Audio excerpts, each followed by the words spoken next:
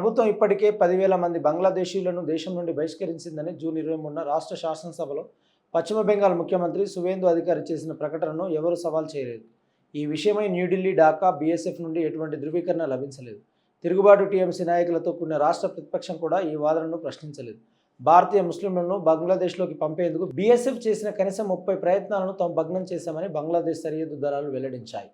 బహిష్కరణకు గుర్తింపు విచారణ అవసరమని ఢాకా నొక్కి చెప్పింది. అయినప్పటికీ రాష్ట్ర ప్రభుత్వం కేంద్ర హోంమంత్రిత్వ శాఖ నిర్దేశించిన అధికారిక విధానాలకు కట్టుబడి ఉండకుండా నిరాసక్తంగా ఉన్నట్లు కనిపిస్తుంది. ఈ పత్రాలు లేని బంగ్లాదేశీయులు సరిగ్గా ఎవరు, వారు ఎక్కడ నివసించారు, పనిచేశారు, పౌరసత్వ పత్రాలను ఎలా పొందారు, ఈ ప్రశ్నలకు సమాధానం లభించలేదు. దీంతో రాష్ట్ర సరిహద్దు జిల్లాలో నివసిస్తున్న భారతీయ ముస్లింలు తీవ్ర ఆందోళనలో ఉన్నారు. ఈ విషయమై ముర్షిదాబాద్కు చెందిన బిశ్వాస్ మీడియాతో మాట్లాడుతూ మే 9న సువేందు అధికారి ముఖ్యమంత్రిగా బాధ్యతలు స్వీకరించిన వెంటనే బంగ్లాదేశీయులుగా ప్రకటించిన నిర్బంధ కేంద్రానికి పంపిన మల్దాకు చెందిన 12 మంది ముస్లింల ఉదంతాన్ని వివరించారు. వారందరూ ఒకే కుటుంబానికి చెందిన వారని ఆయన అన్నారు.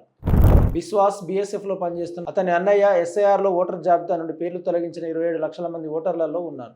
వీరిలో అధిక సంఖ్యలో ముస్లింలే. వారి ఆన్లైన్ అప్పీళ్లపై ఎలాంటి సమాచారం లేదు. ఈలోగా సంక్షేమ పథకాలు, ఇతర ప్రయోజనాలను కోల్పోతామనే భయంతో వారు జీవిస్తున్నారు. పశ్చిమ బెంగాల్లో బాగా డబ్బున్న ముస్లింలు సైతం అభద్రతా భావంతో ఉన్నారు. రిటైర్డ్ హైకోర్టు న్యాయమూర్తి షాహిదుల్లా మున్షి ఉదాంతం దీనికి నిదర్శనం. లాజికల్ డిఫరెన్సెస్ కారణంగా అతని కుటుంబ సభ్యులను ఓటర్ల జాబితా నుండి తొలగించారు. అయినప్పటికీ బార్ బెంచ్కి ఇచ్చిన ఇంటర్వ్యూ తర్వాత 48 గంటల్లోపే అతని ఓటు హక్కు పునరుద్ధరించారు. కానీ ఒక ప్రైవేటు విశ్వవిద్యాలయంలో బోధిస్తూ చెల్లుబాటు అయ్యే పాస్పోర్ట్ ఉన్న ఆక్స్ఫర్డ్ విద్యావంతుడైన దిల్ హుస్సేన్ అంత అదృష్టవంతుడు కాదు. అతని పేరు పునరుద్ధరించలేదు. ఓటు హక్కు లేని వారి కోసం వారు ఎలాంటి నిబంధనలు చేస్తారో మాకు తెలియదని ఆయన మీడియాతో అన్నారు. బెంగాల్లోని ముస్లింలు తాము ఇంత అభద్రతా భావంతో ఎప్పుడు లేమని అంగీకరిస్తున్నారు. మరోవైపు మత విద్వేష వైరస్ వ్యాపిస్తుంది. 10 ఏళ్ల షేక్ అజిజుల్ తోటి విద్యార్థులు ద్రోహి, పాకిస్తానీ అని ఎగతాళి చేయడంతో పాఠశాల నుండి వణికిపోతూ ఇంటికి వచ్చాడు. గార్డెన్ రీచ్ వంటి ముస్లిం నివాస ప్రాంతాలలో ప్రజలు ఒక కొత్త వాస్తవికత గురించి గుసగుసలాడుకుంటున్నారు. ఆస్తి పత్రాలు, గుర్తింపు కార్డులను తనిఖీ కోసం ఎల్లప్పుడూ సిద్ధంగా ఉంచుకోవాలి. మా దారిలో ఏ వాహనం ఆగినా అది ఎవరో చూడడానికి అందరూ బయటకు వస్తారని ఆందోళన చెందిన ఒక నివాసి అన్నారు. అకస్మాత్తుగా ఇల్లు ఖాళీ చేయిస్తారేమో, బలవంతంగా స్థానభ్రంశం చేస్తారేమోనన్న భయంతో వారు నిద్రలేని రాత్రులు గడుపుతున్నారు. Tangra, టిల్జాలా, కిద్దర్పూర్, ఇక్బాల్పూర్, garden reach, form circus వంటి ముస్లింలు అధికంగా నివసించే ప్రాంతాలలో కూల్చివేత డ్రైవులు జరుగుతాయనే వదంతులు వినిపిస్తుండగా ఇతర చోట్ల అక్రమ నిర్మాణాలు మాత్రం యథాతంగా ఉన్నాయి.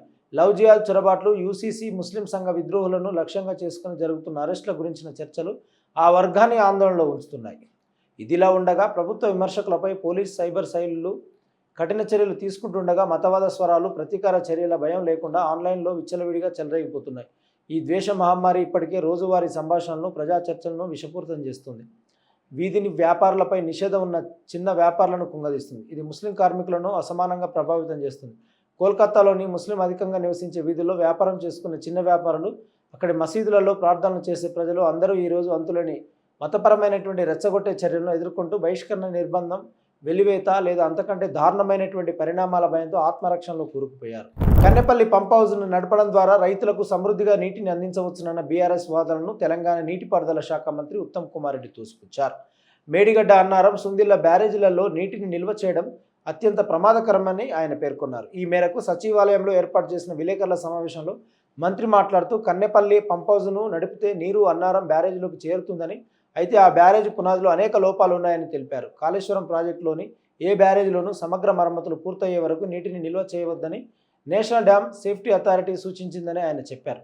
రాజకీయ, వాణిజ్య ప్రయోజనాల కోసం గత బీఆర్ఎస్ ప్రభుత్వం ప్రాజెక్టు అసలు డిజైన్ను మార్చిందని ఆయన ఆరోపించారు.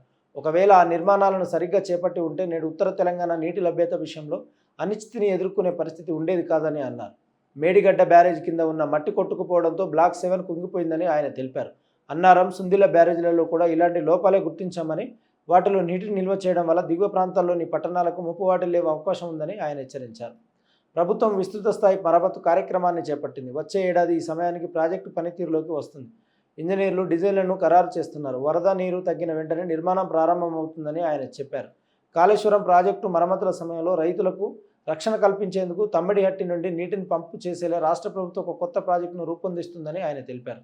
అంతకుముందు BRS working president KTR Kannelapalli pump హౌజ్ను సందర్శించారు. రాబోయే కరువు పరిస్థితుల నుండి తెలంగాణను రక్షించేందుకు కాంగ్రెస్ ప్రభుత్వం వెంటనే ఆ పంపును నడపాలని ఆయన డిమాండ్ చేశారు. తెలంగాణలోని 33 జిల్లాల్లో 26 జిల్లాలు ఇప్పటికే కరువు లాంటి పరిస్థితులను ఎదుర్కొంటున్నాయని, అలాగే ఉన్న కాళేశ్వరం మౌలిక సదుపాయాలను ప్రభుత్వం వినియోగించడంలో విఫలమం వల్ల లక్షల క్యూసెక్కుల గోదావరి నీరు వృధాగా సముద్రంలోకి ప్రవేశిస్తుందని కేటీఆర్ అన్నారు. హైదరాబాద్ నుంచి కన్నెపల్లికి వెళ్తున్న బీఆర్ఎస్ ప్రతినిధి బృందానికి పోలీసులు పదే పదే అడ్డంకులు సృష్టించడాన్ని కూడా కేటీఆర్ ఖండించారు. ప్రభుత్వం తమ ఆదేశాలను పాటించకపోతే బీఆర్ఎస్ తమ ఆందోళనను తీవ్రతరం చేస్తుందని ఆయన హెచ్చరించారు. వాస్తవ వార్తలకు ప్రమాణం టీవీ వర్తమానం. ఈ వార్తలు ఇంతటితో సమాప్తం. మరిన్ని విశేషాలతో మళ్ళీ కలుద్దాం. నమస్కారం. సబ్స్క్రైబ్ చేయండి, షేర్ చేయండి, కామెంట్ చేయండి, లైక్ చేయండి. వర్తమానాన్ని ప్రజల్లోకి తీసుకెళ్ళండి. ధన్యవాదాలు. Thank you.